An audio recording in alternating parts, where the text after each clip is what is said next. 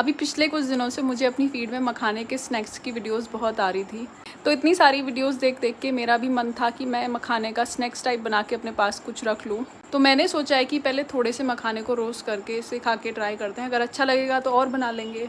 तो मखानों को रोस्ट करने के लिए मैंने एक पैन में घी गरम किया है। जब घी एकदम अच्छे से गरम हो गया उसमें मखाने ऐड कर दिए और इनको 3 से 4 मिनट तक के लिए मैंने बहुत अच्छे से रोस्ट किया है चला चला के।